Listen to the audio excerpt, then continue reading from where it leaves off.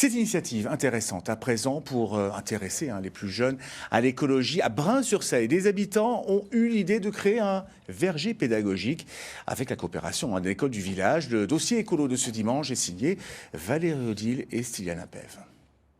Pour la plupart d'entre nous, on achète nos fruits au supermarché. Le résultat, c'est que nos enfants ne savent même plus où ils poussent et comment ils poussent.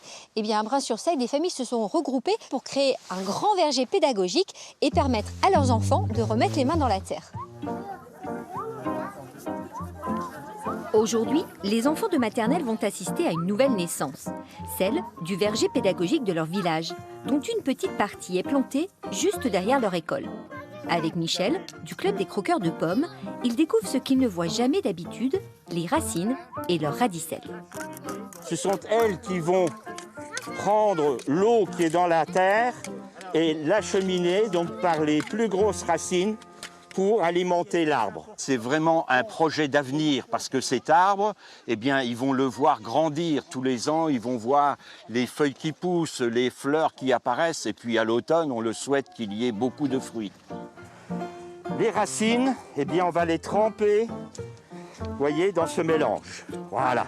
En plantant, ils en profitent pour parler des petits animaux qui peuplent le sol, l'éveil à la biodiversité dès le plus jeune âge.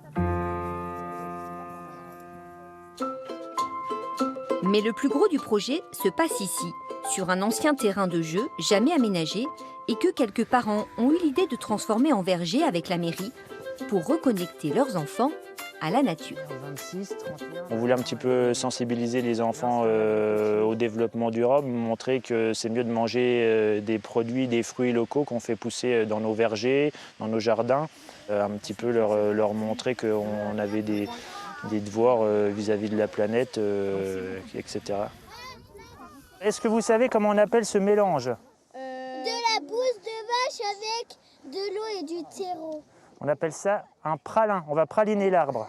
On a découpé les racines pour ça plante bien. On va arroser tous les jours et du coup après ça va pousser. Les enfants du village vont pouvoir profiter d'une 50aine d'arbres fruitiers, des pommiers, des poiriers et même des abricotiers et de la vigne.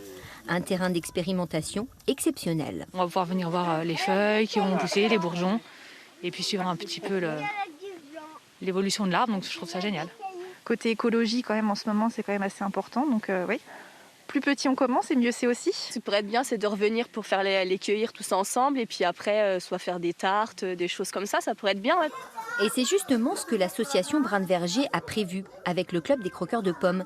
Des animations, des dégustations et pas que de chamallows, mais aussi de jus artisanaux en attendant de pouvoir faire le leur. Et pour transmettre ces idées à leur famille, les enfants vont faire germer des graines de pommier à l'école, qu'ils pourront ensuite replanter dans leur jardin au printemps prochain.